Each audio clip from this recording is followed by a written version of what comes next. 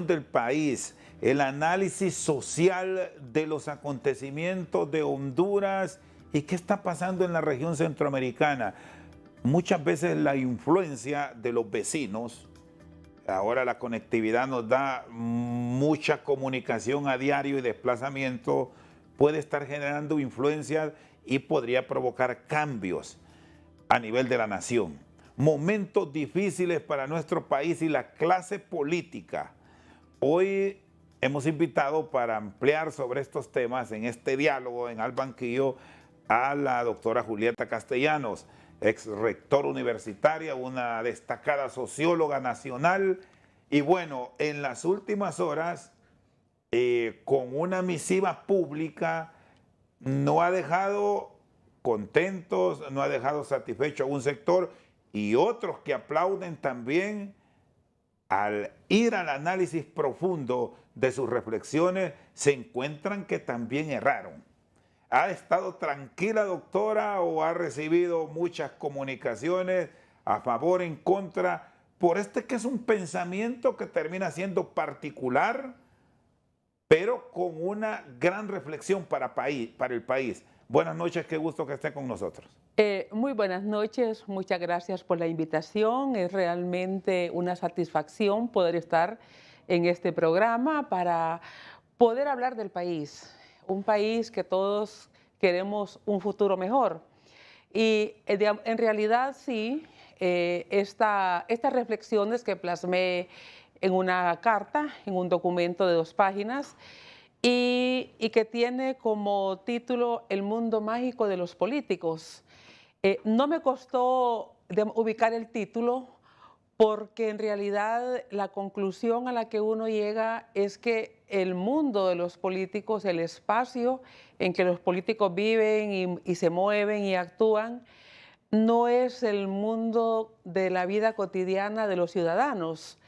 Y lo más destacado es ver cómo los políticos de un discurso en la oposición pasan a otro discurso en el poder, van transitando a otro discurso en el poder y sus planteamientos, sus banderas, sus propuestas van quedando en el camino y con mucha facilidad los políticos pueden cambiar de discurso, lo hacen sin inmutarse con una facilidad para sacar de su memoria planteamientos recientes y colocar lo que les conviene y en cierto sentido también, me parece a mí, con un menosprecio a la ciudadanía, porque ellos asumen que la gente también olvida como ellos olvidan sus campañas y como ellos olvidan sus propuestas.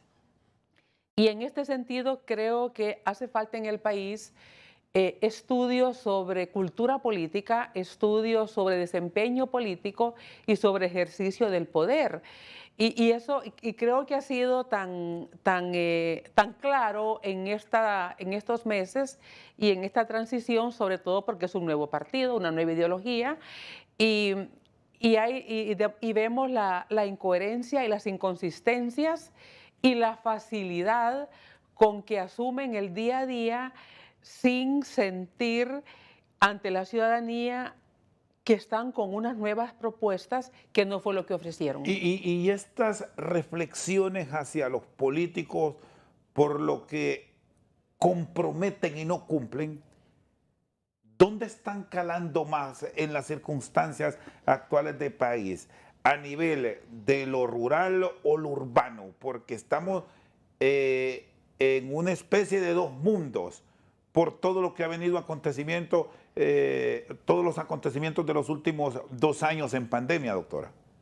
Bueno, yo creo que no hay todavía suficiente información y estudios para ver si está calando más en lo urbano o lo rural, en un sentido de conocimiento muy apegado a los hechos, pero si vemos las expresiones de inconformidad, lo vemos en ambos lados, lo vemos en ambos sectores. Para el caso, es muy importante que hayan estudios de opinión, que hayan sondeos y en este sentido la encuesta que tenemos más reciente es la del equipo de reflexión e investigación y comunicación de ERIC, porque que es de la compañía de Jesús. Esta encuesta se levanta en los meses del 28 de marzo al 7-8 de abril. Significa que la presidenta tenía ya en su cargo alrededor de 44 días. Entre el día 44 y el día 50 se levanta la información. Si uno ve los resultados de la encuesta, un altísimo porcentaje está pensando que el país está igual o peor, el 80%. Eso debe ser un llamado de atención muy fuerte para quienes gobiernan, porque significa que muy tempranamente la gente se está valorando que su situación no ha cambiado. Y es que también no podía cambiar tan rápido, no puede cambiar tan rápido. Pero yo creo que el desencanto vino muy rápido por el conflicto político en el Congreso Nacional. Yo creo que los diputados fueron bastante inconsecuentes con su actitud. Fue explosivo, inesperado, inusual, 2 juntas directivas, un conflicto político en el interior del partido, que es el socio mayoritario y el que gana en la alianza. Es un rechazo a un acuerdo, y creo que eso fue bastante claro porque todo lo que fue la agenda, mediática, todos los últimos días de enero, 10 días de enero, fue sobre el conflicto, y los primeros días de febrero. Y luego se restablece el Congreso con los 128 diputados en el Pleno, pero sigue la Junta, directiva, sin ir a una rectificación o a una elección donde no hubiera duda sobre la legitimidad. Yo creo que eso marcó mucho el comienzo de este gobierno, y luego vinieron los otros temas en salud, en educación, con los docentes ProEco, y el tema de los transportistas y los colectivos de libre. Entonces, toda esa actividad, yo creo que tuvo muy poco tiempo este gobierno y la presidenta como para estar tranquila. Antes de comenzar, ya el país estaba viviendo una crisis que desde el lado político fue la primera que se instala esa crisis ¿Y política. hay tiempo o estamos a tiempo de corregir? ¿Y por qué punto debería empezar? Porque estamos hablando que son apenas 7 meses de administración pública y queda un largo camino que recorrer. ¿Qué deberá cambiar? Bueno, yo creo que se juntan otros problemas en estos primeros meses, y tiene que ver con digamos que habían 2 problemas que ya se sabían, eran 2 problemas heredados, que es la pandemia, viene desde el 2020, y luego el efecto de los huracanes ETA y OTA. Eso era lo heredado. ¿Cuál es el elemento nuevo, el no invitado, el inesperado?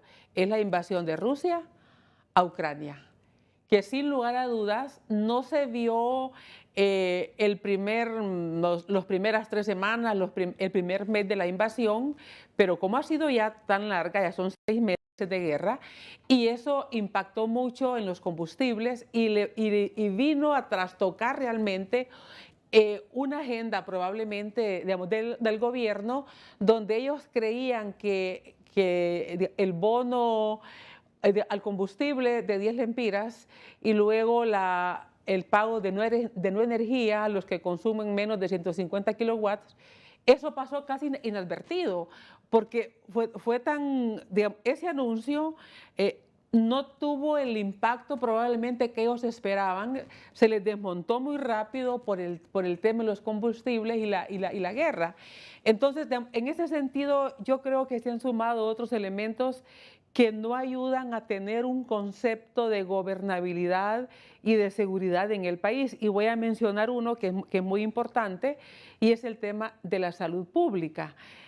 Hubo decisiones que están teniendo impacto ahora, y fue el tema de eliminar los fideicomisos. Y esa ya fue una decisión de este gobierno, no pueden decir que es el gobierno anterior. ¿Cuál es el tema? La Secretaría de Salud hace muchos años no compra medicamentos, no tiene bodegas suficientes para almacenarlos, no tiene equipo para hacer las propuestas técnicas de los medicamentos que se necesitan, no tiene equipos legales para que evalúen las propuestas. Entonces, quitar un sistema de compras sin tener preparada la opción, sin lugar a dudas, quien lo hizo desconocía o no valoró suficiente el impacto, y hoy estamos teniendo las consecuencias de hospitales que están con niveles de desabastecimiento. ¿Erró aquí el doctor Mateu? ¿Qué pudo pasar? Si es una persona que conoce porque ha estado en el pasado formando parte de equipos multidisciplinarios en este tema, doctora. No estoy segura si erró por lo que usted dice, porque él es un conocedor, él fue parte de los equipos de compra de hace muchos años, cuando él estuvo como funcionario de un nivel alto en ese ministerio. Yo creo que probablemente fue una valoración política, desmontar las estructuras que había dejado el gobierno anterior. O sea, era un momento de se va todo, lo dejó. Y entre ellos la compra de medicamentos. Hay que recordar que el primer gobierno que traslada la compra de medicamentos es el gobierno del presidente Maduro, y lo hace, digamos, al PNUD. Y bueno, eso ha seguido por diferentes formas. Lo último fueron los fideicomisos, con diferentes experiencias, con diferentes hallazgos, unos muy positivos, otros quizás más cuestionados. Pero ¿cuál es el problema?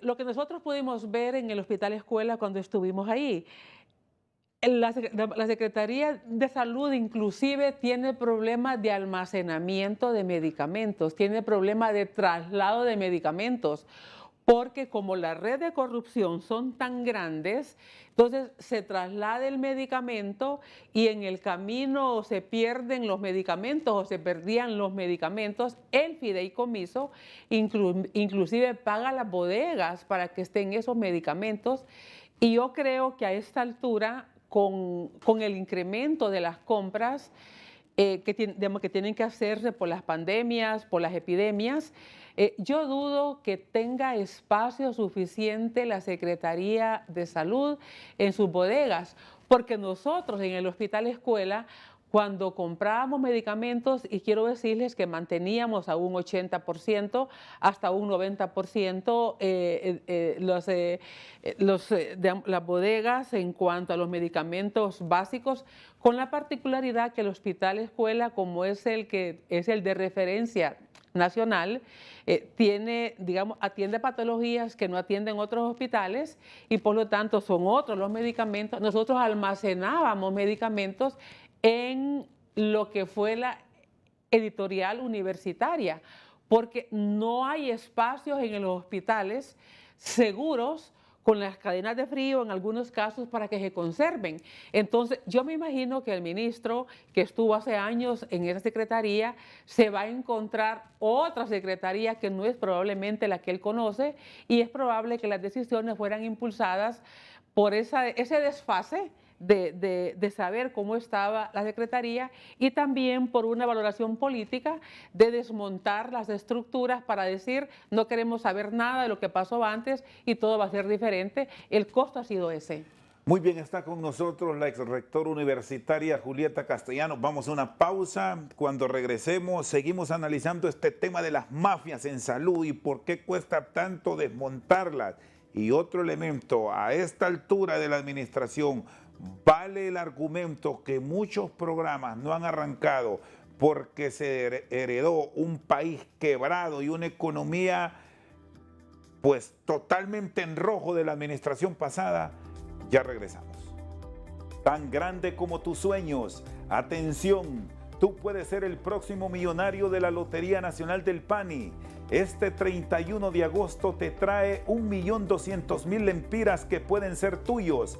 La Grande también te regala premios de 25.000, 10.000, 5.000 y más de $500.000 de lempiras en pagos por terminaciones. Recuerda que Con Lotería Nacional ganas tú, gana Honduras. Nos cobran una coima. Para hacer el trámite de pago nos siguen cobrando y nosotros tenemos que calcular todo eso en el costo. O sea, es una cadena donde en realidad uno llega a comprender que el empresario también es víctima. Seguimos esta noche al banquillo. Doctora Castellano, desde la academia, ustedes en su momento se involucraron con apoyos en el hospital escuela para desmontar estas estructuras de mafia en salud. ¿Por qué cuesta tanto? Si hay apoyo, si los gobiernos están decididos a desmantelarlas, ¿qué ocurre? Que nunca se logra y parece que hoy quitamos, pero los que llegan van a lo mismo, o la aspiración de los que están afuera es entrar para hacer lo que aquellos hacían. Bueno, no llegamos a conocer las mafias de la Secretaría de Salud porque nosotros nos trasladaron al hospital y nos pasaban el presupuesto para administrarlo. No teníamos que lidiar internamente, pero sí pudimos entender por qué pasa lo que pasa. Nosotros cuando compramos medicamentos, miramos que un medicamento que costaba 40 lempiras, cuando se le compraba al proveedor, era 60, 80. Nos reunimos con todos los proveedores del hospital escuela, en el auditorio del hospital, y les hicimos la pregunta, ¿por qué este medicamento cuesta esta cantidad o esta jeringa y ustedes, por qué nos la ofrecen a este precio? Y las respuestas fueron interesantes y nos dijeron, mire, el problema es que nosotros trabajamos con préstamos. El gobierno tarda en pagarnos un año, tarda en pagarnos 15 meses. Desde que sacamos los pliegos de especificaciones técnicas en la Secretaría de Seguridad nos cobran una coima. Para hacer el trámite de pago nos siguen cobrando y nosotros tenemos que calcular todo eso en el costo.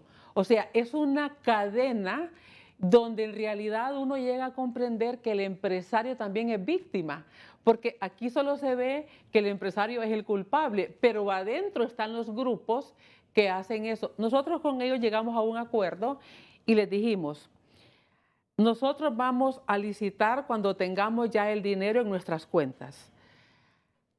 30 días después que tengamos el acta de recepción de lo que hemos comprado, les vamos a pagar. No va a haber ningún intermediario.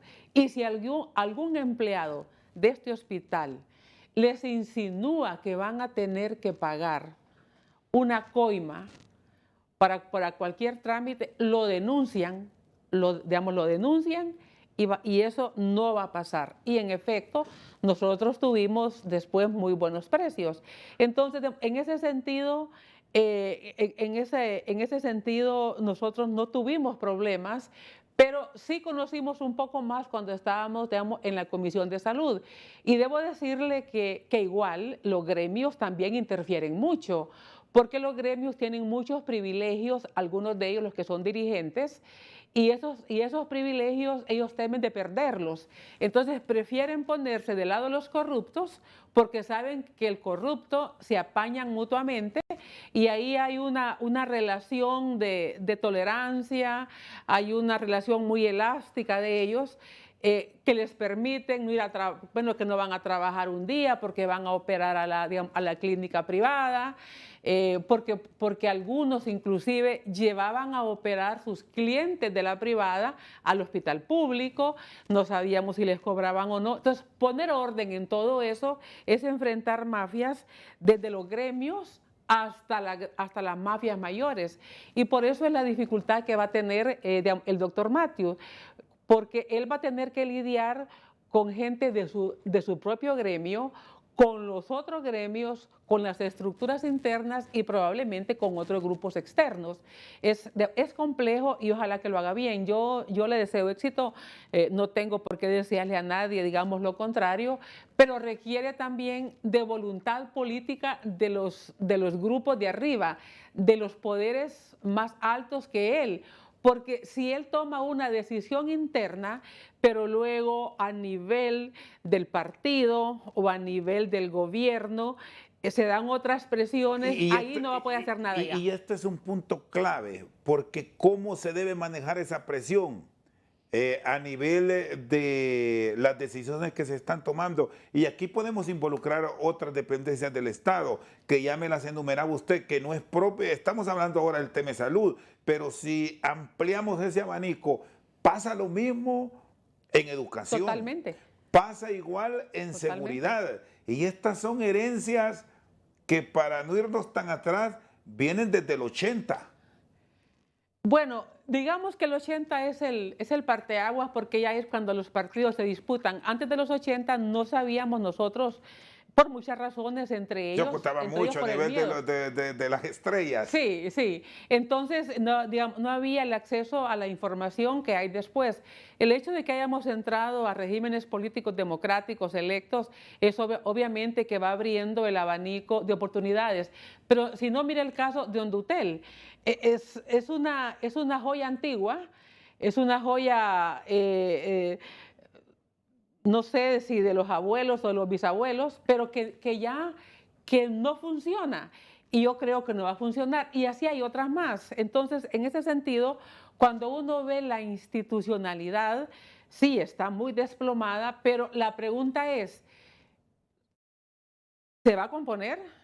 ¿Han nombrado a las personas con las competencias técnicas y éticas con el apoyo para hacerlo? ¿O qué se espera para que no se haga, por aquello de que hay personas que todavía están viendo una mirada del gobierno todavía hacia el pasado? O sea, todavía se está viendo, esto lo heredamos, sí, pero todos los gobiernos heredan problemas de los anteriores. Yo quiero contar cuando fui electa, digamos, como rectora, eso fue en abril del año 2009, en 2 meses después vino el golpe. Fue difícil para una, digamos, autoridad que depende del presupuesto gubernamental. El país quedó aislado. Y recuerdo que en el gobierno del presidente Lobo, que fue el año siguiente, ya en enero del año 2010, nos pagaban con bonos. Mire, el gobierno no tenía efectivo, no tenía recursos, no tenía relaciones internacionales. El país quedó aislado. Y yo recuerdo que cada vez que íbamos a finanzas nos entregaban bonos para que nosotros viéramos cómo hacíamos. Y yo una vez recuerdo que, digamos, que le dije al ministro Chongón, ministro, ¿y usted cree que yo voy a partir este bono, lo voy a hacer pedacitos y voy a darle los sueldos a los profesores, a los funcionarios? ¿Quién va a comprarme a mí esto si todos los meses nos hacen lo mismo? Entonces, yo quiero decir que cada gobierno recibe problemas, pero uno tiene que enfrentarlos y tiene que arrancar y para adelante, porque uno no puede estar viendo para el pasado. Y a mí me ayudó mucho una experiencia, digamos, que me contaron. De un abogado, un joven abogado fue nombrado juez de paz en Yoro, y se venía todos los fines de semana para Tegucigalpa. Imagínese usted los años 70 viajar de Yoro a Tegucigalpa, ¿verdad? Y se venía a quejar de que el juez anterior le había dejado una cantidad de expedientes. Y dice que el profesor al quien se lo contaba, un profesor muy honorable de la universidad, de esas leyendas de la universidad, digamos, le dijo: ahora quiero que usted me diga qué está haciendo usted para que el que lo sustituya como juez no va a decir lo mismo de usted, que le dejó todo el trabajo lo dejó sin hacer. En este sentido, yo creo que uno tiene que pensar en eso. Bueno, este partido luchó para llegar al poder en 3 elecciones. Tienen que enfrentar los problemas que se encontraron y trabajar para adelante. Pero los que les vamos a preguntar, bueno, ¿y para qué querían el poder? ¿Y quién los mandó a presentarse a unas elecciones? Fue decisión propia. Pues ahora lo que encontraron, si hubo problemas de corrupción, como de hecho los hay, bueno, entreguen la información a quien corresponda y hay que exigir que procedan. Y lo que les toca hacer ya del 27 de enero para acá, ya es su responsabilidad. Y creo que es lo que la gente ha esperado y eso tiene que ver con que la gente hoy vemos que protesta casi todos los días.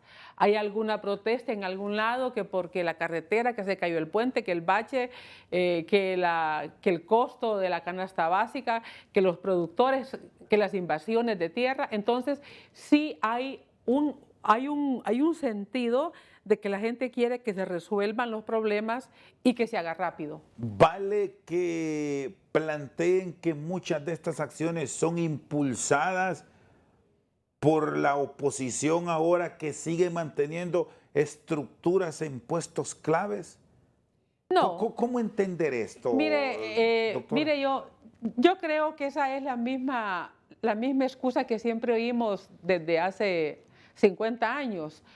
Cuando los militares estaban en el poder y había una manifestación de estudiantes o de trabajadores, decían que eran financiadas por Cuba y por la Unión Soviética, ¿verdad?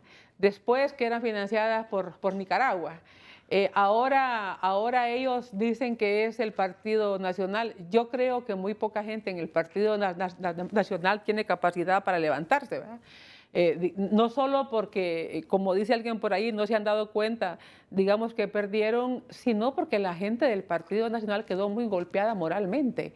Y yo escuché frases inclusive en la campaña de gente que andaba con alguna bandera del Partido Nacional. Tienen valor eso de andar con una bandera del Partido Nacional, porque era como... Ser de este partido era como el sinónimo de hacer lo incorrecto. Entonces, en ese sentido, yo no miro que el partido tenga capacidad. Sí, los que están quedando desempleados, pues obviamente están pidiendo sus prestaciones, pero eso es legítimo. Es que el gobierno, si iba a despedir, debió de pagar lo que correspondía y hacer las cosas correctamente. Pero, y si no, lo que estamos viendo más bien es que en este gobierno digamos, ha pasado algo que no ha pasado en otros, y es que Libre tiene sus propios actores del conflicto. Cuando vemos a los colectivos que han pasado por varias etapas, una de las primeras etapas que tuvo los colectivos fue, digamos, de apoyo y de rechazo a algunos nombramientos, como el doctor Matthew, que creo que fue el más golpeado moralmente en ese tema, ¿no? El rechazo a su nombramiento y el rechazo al nombramiento de directores de algunos hospitales. Ese concepto de nosotros ganamos y el poder es de nosotros. Esa fue como la primera etapa. Y vimos una complacencia del gobierno. No hubo, al menos públicamente, ningún llamado ni de la presidenta ni del expresidente Zelaya para que los colectivos de Libre no interfirieran en la decisión de la presidenta de a quién nombrar. Los dejaron actuar, que se miró como tolerancia, pero también se miró como que está bien que lo hagan.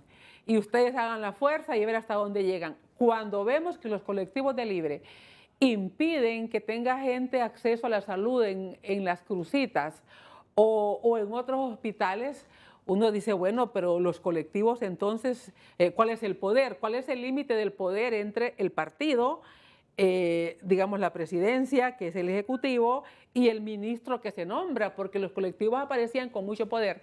Luego viene la siguiente fase, que es la demanda de trabajo para ellos. O sea, ya no es no solamente estar en contra de quienes nombran, sino que nosotros queremos trabajo. La tercera etapa ha sido ya más con actos de violencia y de fuerza. Lo que hemos visto, y vimos también fuerza y violencia, sobre todo en salud, pero como grupos de choque. La pregunta es, ¿y hasta dónde se va a llegar? Y luego vemos a los colectivos de Libre en las invasiones, digamos, de tierra. Entonces, en ese sentido, el colectivo es un actor clave en la protesta, en la demanda, en el conflicto que estamos viendo. Eso no lo habíamos visto con otros partidos políticos, y la cosa es si Libre es la estrategia, es la estrategia del partido, que los colectivos estén siempre en ebullición para luego ver otros canales de acción, porque si no fuera la estrategia de Libre, significaría que la dirección, digamos, de Libre estaría actuando para la contención de estos colectivos. O si es un distractor siempre, si esta estrategia con los colectivos es el distractor o es la ebullición que el Libre necesita para avanzar con su agenda. Muy bien, la doctora Julieta Castellanos analizando la situación del país en esta comparecencia al banquillo. Vamos a una pausa, luego vemos materia de seguridad y defensa, lo que está ocurriendo con propuestas para reformar el Consejo Nacional de Defensa y Seguridad, que se iba a reunir esta semana. No se desarrolló la misma y la convocatoria queda para el 1 de septiembre. ¿Qué debemos esperar? Ya lo revisamos.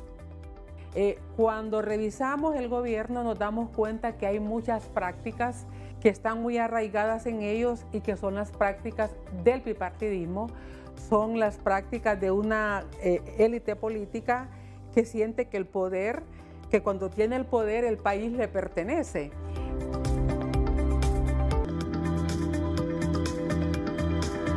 Seguimos al banquillo con la doctora Julieta Castellanos. El tema de defensa y seguridad, bueno, enmarcados en las grandes decisiones que debe tomar el administrador del Estado, que es la presidenta de la República, su consejo de ministros y asesores que le acuerpen en estas áreas. ¿Cómo deberá manejarse en un momento que hemos entrado en una gran discusión por una reforma a la ley que sigue en controversia, doctora? Sí, es un tema muy sensible y creo que esto tiene que ver con las inconsistencias que se le ha visto al gobierno. Esa incoherencia entre lo que fue el discurso en la campaña y lo que es ya el ejercicio del poder. Cuando revisamos el gobierno nos damos cuenta que hay muchas prácticas que están muy arraigadas en ellos y que son las prácticas del bipartidismo, son las prácticas de una élite política que siente que que cuando tiene el poder el país le pertenece. Y eso tiene que ver con decisiones que han tomado al margen de la ley, que lamentablemente eso les ha restado confianza, porque se inscriben en esa misma lógica de decir, tengo el poder y yo nombro la persona que yo quiero, aunque no tenga los requisitos. Tengo el poder y yo puedo nombrar a los miembros de mi familia en los cargos claves. Yo creo que tenemos muy fresca la memoria todavía de la dinastía de Somoza y lo que está pasando actualmente en Nicaragua. Yo respeto los derechos humanos, pero hay un ministerio que está siendo denunciada reiteradamente, que precisamente es el Ministerio de Derechos Humanos. Yo estamos en contra de la dictadura, pero se abstienen de condenar la dictadura o el régimen de Ortega, que es violador de derechos humanos, que hay 340 personas asesinadas en las protestas, que tienen el exilio a periodistas, que está cerrando en medios de comunicación, que está persiguiendo a la Iglesia Católica. Entonces, cuando la gente ve esas inconsistencias entre el discurso y la práctica, separa aquella imagen, digamos, aquella imagen de un partido que en la oposición mantuvo un discurso a favor de la democracia, del respeto a los derechos humanos, en contra de la dictadura. Entonces eso ya es inconsistente y uno dice, entonces si no condenan a Nicaragua, si lo mandan a felicitar, si creen que Bukele está haciendo bien con un régimen de excepción y lo van a condecorar, entonces significa que ellos tienen simpatía con esos sistemas o con esas formas de gobernar. Y claro, una ley de defensa y seguridad en este contexto de dudas crea más suspicacias de lo normal. Y si además se envía al Congreso y se elabora una estrategia de presentación con las características que ya conocemos, entonces crea más dudas. Pero además, esas figuras que han creado de secretario ejecutivo del Consejo y viendo el estilo de conducción que tiene la presidenta, que se le ve muy poco. Y quiero decirle, en esa encuesta de Eric, Yo únicamente tomo los datos, porque ahí lo que la encuesta plantea es que el 60% de los entrevistados cree que la presidenta es manipulada por el expresidente Zelaya.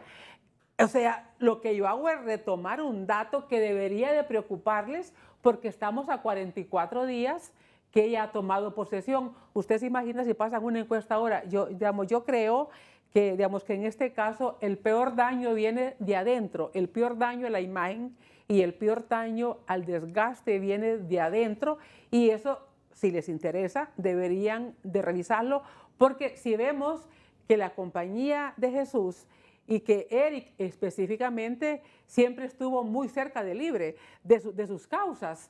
Entonces no lo vemos como que le quiera hacer daño, sino que sencillamente ellos han puesto en los datos que han encontrado en el campo. Así que yo miro que el tema del Consejo de Seguridad y Defensa vino a hacer una alerta mayor, pensando que una reforma a la ley o una nueva ley lo que venía era a sacar algunas instituciones que para alguna gente está bien que estén, para otra no. Yo en lo particular creo que tanto la Corte Suprema como el Congreso y como el Ministerio Público no tienen por qué estar, no deberían estar. Es decir, usted sí comparte ese criterio que le escuchamos al propio presidente de la Corte Suprema de Justicia, que no tiene razón de ser su participación.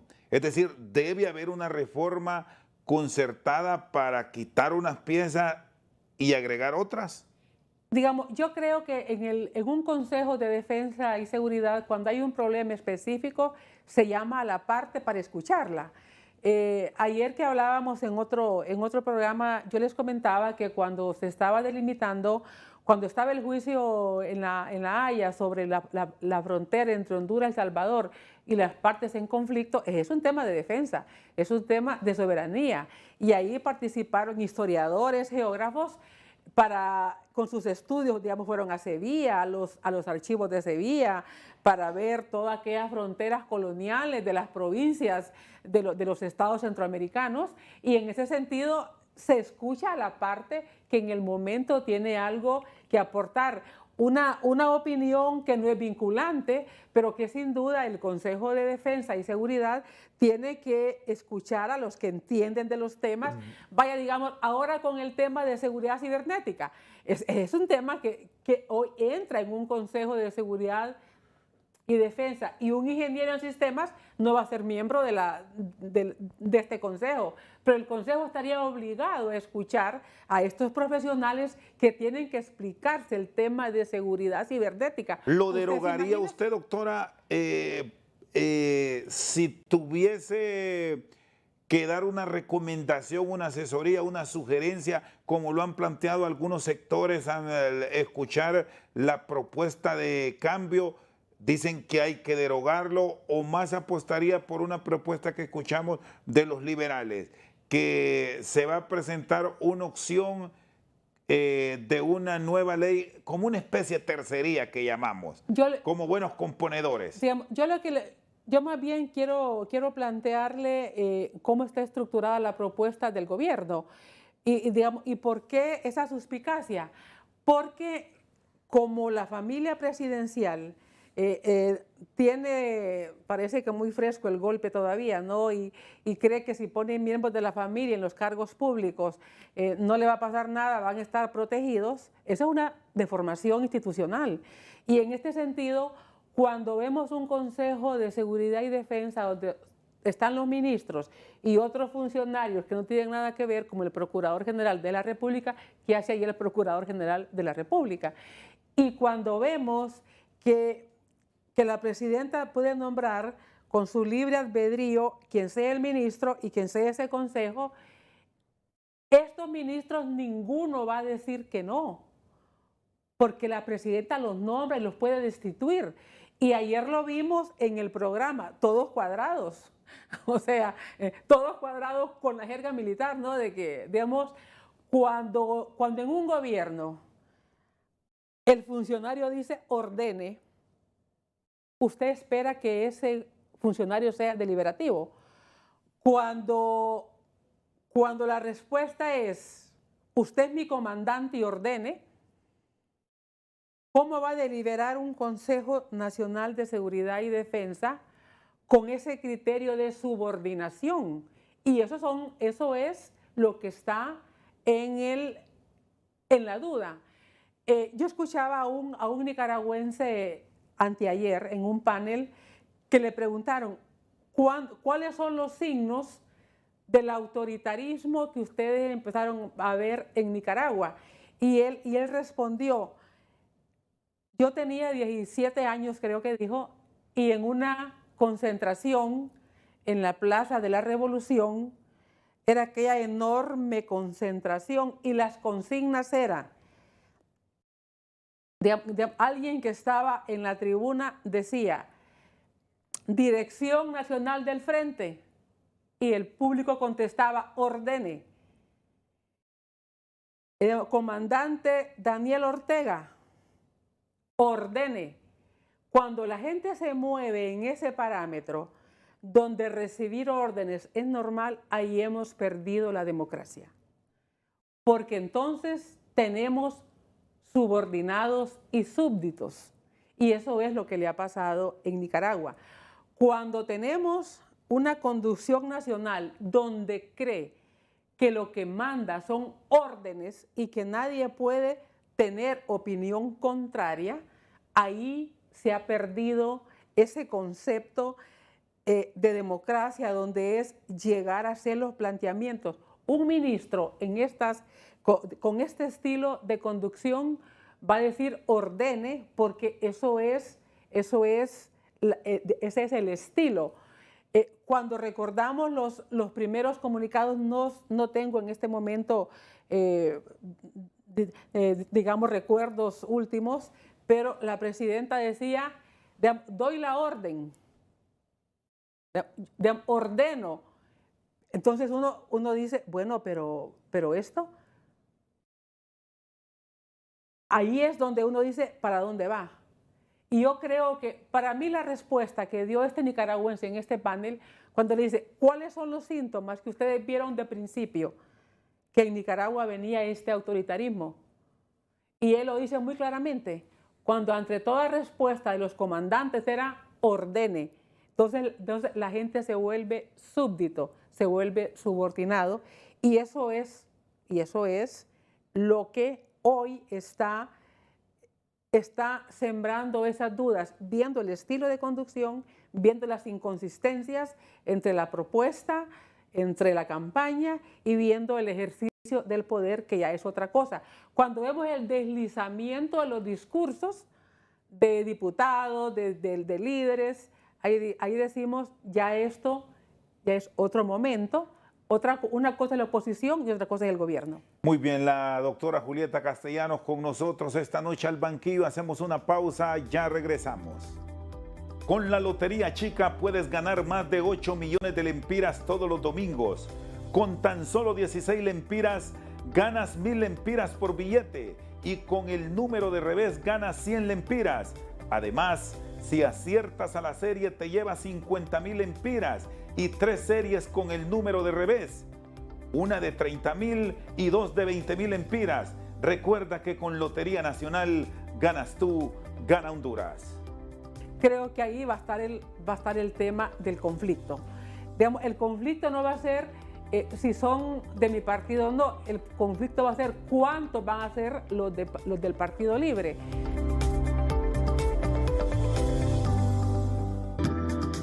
Seguimos esta noche al banquillo con la ex rectora universitaria Julieta Castellanos. Otros temas también de trascendencia del país y que tienen mucho que ver con el éxito que puede tener esta administración pública, la elección de la Corte Suprema de Justicia.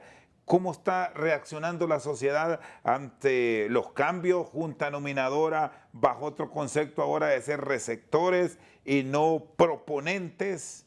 ¿Ve que puede marchar bien este proceso o al final los políticos terminarán haciendo de las suyas? Bueno, en sentido estricto, mi condición de socióloga me ayuda a no ser optimista en las expectativas. Y no es tener una posición negativa, sino es ver el realismo de la política y el pragmatismo de los políticos. Creo que son dos cosas que tenemos que ver en los procesos políticos y en los procesos sociales. En el caso de la elección tanto de la Junta Nominadora como ya de los magistrados, yo no he tenido ese optimismo y menos el discurso de creer que va a ser una corte o unos magistrados que no van a ser políticos. Me vi con mucho entusiasmo a algunos sectores, incluyendo al propio ministro de Transparencia, cuando envió la propuesta de la ley de la Junta Nominadora y sobre todo el artículo 15. Sin embargo, ya la defensa del artículo 15 no fue con tanto vigor, no fue con tanta energía y más bien empezamos a ver que lo importante era que la Junta Nominadora eligiera bien a 45. El discurso se fue moviendo hacia eso.